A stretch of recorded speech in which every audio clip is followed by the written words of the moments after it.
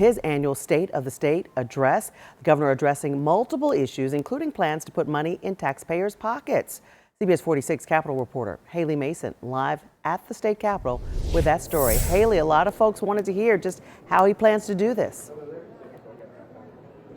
Yes, and this is a history-making event for Governor Kemp, at least. This was the last State of the State address of his term as governor, and in it, he outlined the promises that he made in his campaign and his efforts to try to fulfill those in this last year. One of the first is education and teachers' pay, Karen. In the upcoming fiscal budget, Governor Kemp is proposing a $2,000 teacher pay raise. This is the final installment of the promise he made in 2018, where he vowed to increase teacher pay by $5,000, which would have been the largest pay raise for teachers in state history. He says he paid out $3,000 of that already, and now he is finishing out the remainder in this budget proposal. For state schools, Kemp is proposing nearly $500,000 to fully fund schools and restore austerity cuts that were made during the pandemic. He'll also be proposing additional money for bus drivers and support staff in schools as well.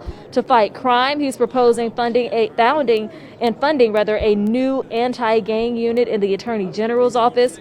He'll also be proposing adding funding to get 75 more state troopers and add tuition-free law enforcement degrees at Georgia Technical College. Kemp touts in the healthcare realm that his Patients First Healthcare Act is adding options for Georgians who need health care. That's in opposition to calls for him to expand Medicaid. But meanwhile, back in schools, Kemp made a note today to vow to block critical race theory in schools. It's a subject matter that he calls divisive. I'm looking forward to working with the members of the General Assembly this legislative session to protect our students from divisive ideologies like critical race theory.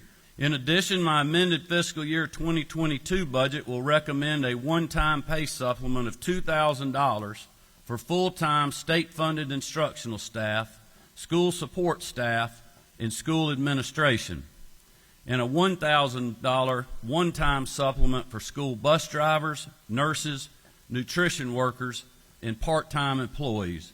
Let's all take a moment to thank them for all that they have done for our students and our state.